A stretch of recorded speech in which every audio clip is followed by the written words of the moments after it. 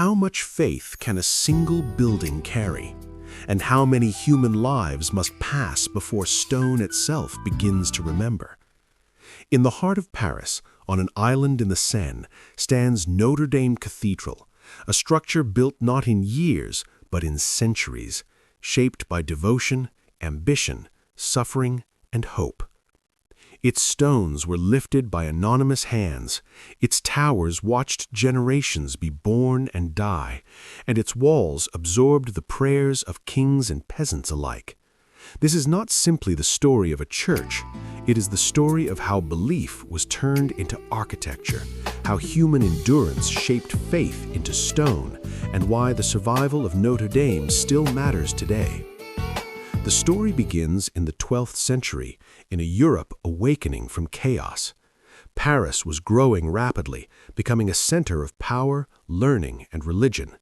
In 1163, Bishop Maurice de Sully envisioned a cathedral unlike any the city had known, one that would reflect both the authority of the church and the rising confidence of medieval society.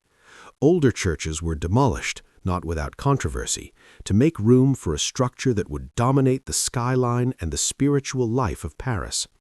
Construction began under King Louis VII, but the cathedral would outlive him, and many others who laid its first stones would never see its completion. Building Notre Dame was an act of faith in itself. No single architect oversaw its creation from start to finish. Instead, generations of master builders passed down knowledge through experience rather than written plans. The Gothic style, still experimental at the time, relied on pointed arches, ribbed vaults, and flying buttresses, innovations that allowed walls to rise higher and windows to grow larger than ever before. These advances came at a cost. Construction accidents were common, materials were heavy and dangerous, and labor was brutal. Stonecutters, masons, carpenters, and laborers worked long hours for modest pay, often risking their lives to lift the cathedral toward the heavens. Why build so high, so wide, so complex? The answer lies in medieval belief. Height symbolized closeness to God. Light represented divine presence. Notre Dame was designed to overwhelm the senses, to make worshippers feel small before something eternal. The vast rose windows filled with colored glass told biblical stories to a largely illiterate population. The sculptures on the facade served as stone sermons, teaching orality, judgment, and salvation through images rather than words. Faith was not only spoken, it was carved, measured, and engineered. By the early 13th century, Notre Dame was already becoming the heart of Parisian life. It hosted royal ceremonies, public gatherings, and religious festivals. Bells marked time in a world without clocks. Yet even as it rose, the cathedral reflected the inequalities of its age. While bishops and kings funded its expansion, the poorest workers bore the physical burden. Their names are mostly lost, but their labor remains embedded in every arch and column. Notre Dame stands today as much a monument to anonymous craftsmanship as to religious power. Over the centuries, the cathedral witnessed moments of triumph and terror.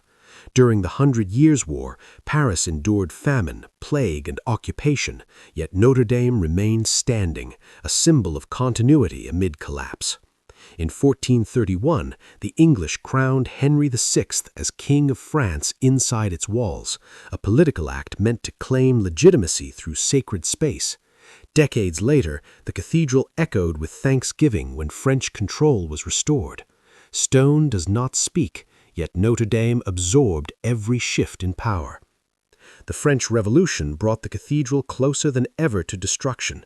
Revolutionary forces viewed it as a symbol of monarchy and religious oppression. Statues were destroyed, treasures looted, and the building was repurposed as a warehouse. The great bells were melted down for weapons. For a time, Notre Dame ceased to be sacred, reduced to a shell stripped of meaning. Its survival during this period was not guaranteed. Neglect and vandalism nearly erased it from history. Ironically, literature helped save the cathedral. In 1831, Victor Hugo published The Hunchback of Notre Dame, drawing public attention to the building's deteriorated state. The novel transformed Notre Dame from a neglected relic into a cultural symbol. Public opinion shifted, and a massive restoration project began under architect Eugene Viollet-le-Duc. His work was controversial, blending historical research with creative interpretation, yet it ensured the cathedral's survival into the modern age. The iconic spire that fell in 2019 was one of his additions. Notre Dame entered the 20th century as both a religious and national monument. It survived 2 world wars, standing firm while much of Europe burned. In 1944, bells rang out to celebrate the liberation of Paris from Nazi occupation. The cathedral once again became a place of collective emotion, where private belief and public history intersected.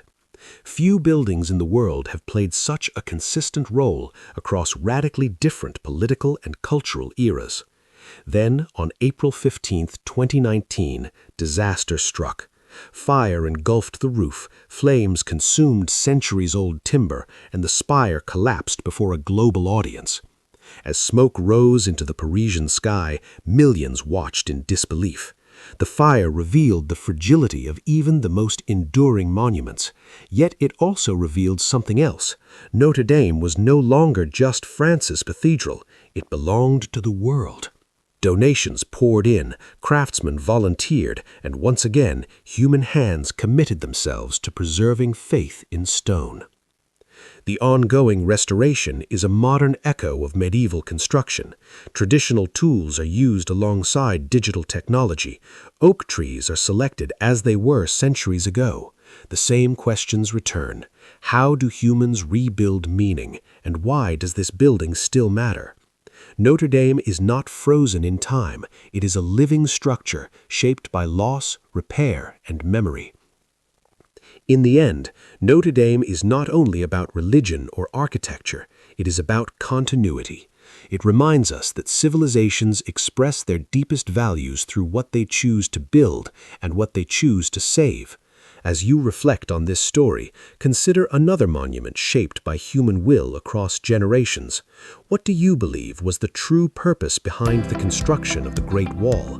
How did its builders endure the cost? And what does its legacy tell us about power and protection?